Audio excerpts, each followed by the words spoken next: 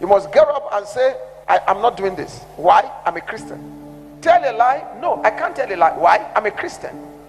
When people observe you and they see Christ in you, they get more saved than when they hear him in your mouth.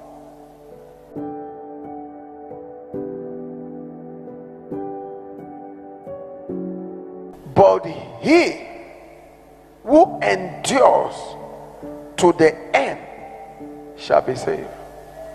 What does it take to endure? Capacity. What does it take to endure? Capacity. When you don't have spiritual capacity, you can't endure. It takes spiritual capacity to endure. Now when you hear the Bible saying, he that endure, this is prophecy released by Jesus. But there's going to be an underground work of his spirit to give his children the capacity to endure. That is why churches like the Crowd of Spirit, we center on capacity building, spiritual capacity building. That's why we teach, that's why we go through all the sessions over and over. This year alone, we have had over 50. What is 50? We have had over 100 messages. It's capacity. Because he that endure to the end shall be saved. How will God build our capacity? Apart from giving us knowledge and revelation, is to also motivate us by making righteousness look beautiful. Are you understanding what I'm saying? Everyone read verse 14. And this gospel, I'm not hearing you. Some of you are not reading. And this gospel of the kingdom will be preached in all the world as a witness to all the nations, and then the end will come. That's where we are right now. And this gospel of the kingdom, it will be preached by who? By those with the capacity to endure. Not everybody.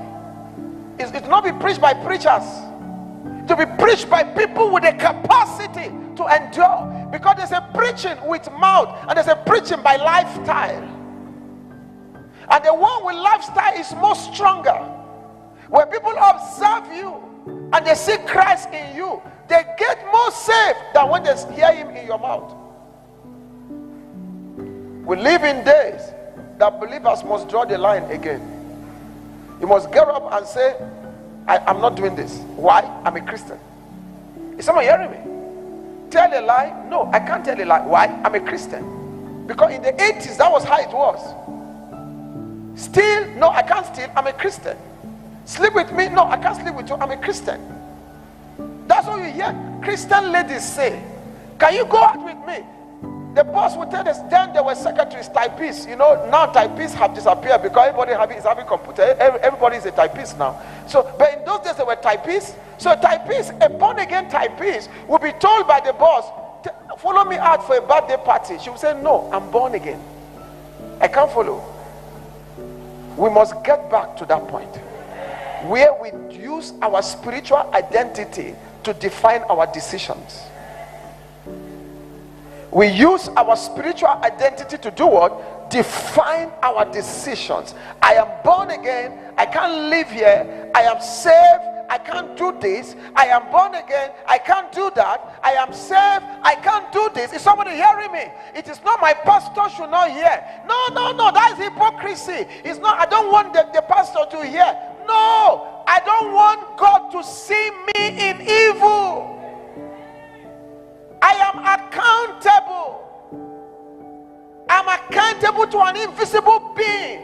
You don't see him, he's everywhere. So he is my father. I don't want him to catch me in this. I am born again. I can't do this. Will you follow us to a birthday party? You now ask, what is the content of it? How is it going to be? Will you follow us to a function, maybe a graduation function? Yes, you are my friend, you are graduating, but how is it going to be? Would there be reading of Bible? If the answer is no, I can't come. I love you with the whole of my heart. God bless you for graduating, but I can't come because I am a Christian. We have to get back there.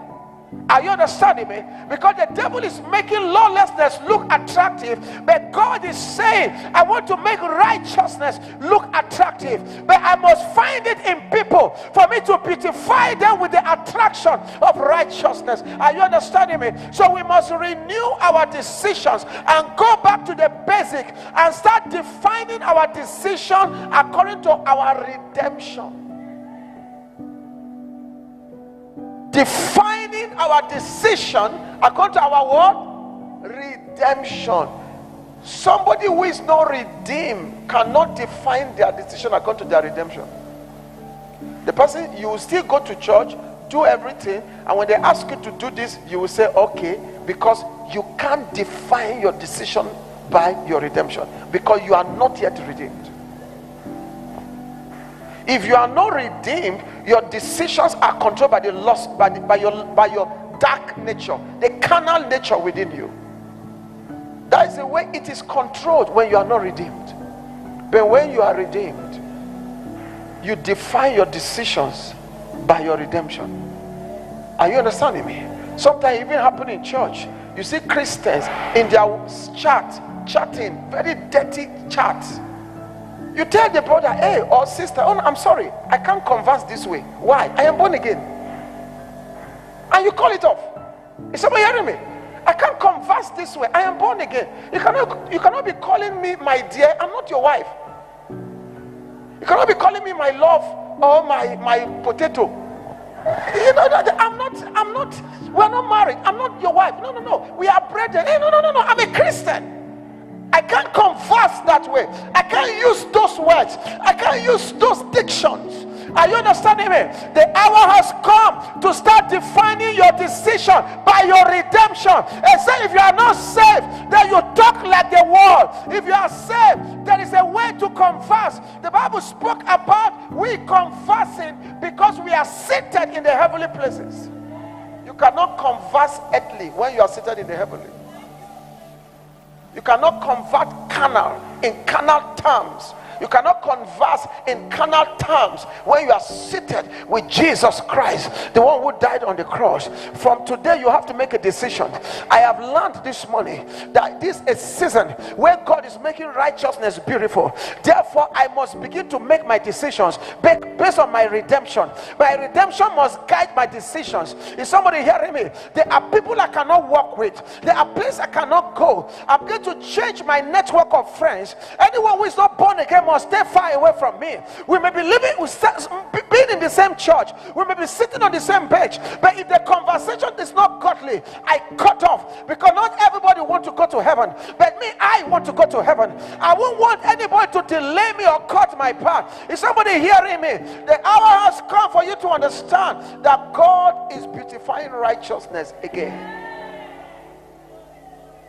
Unto you that fear my name shall the Son of Righteousness arise with healing in his wings. The finest hour of righteousness. That's where we are right now. What is righteousness? Write this down. I'm giving you just one definition. Is a quality of being morally right and justifiable.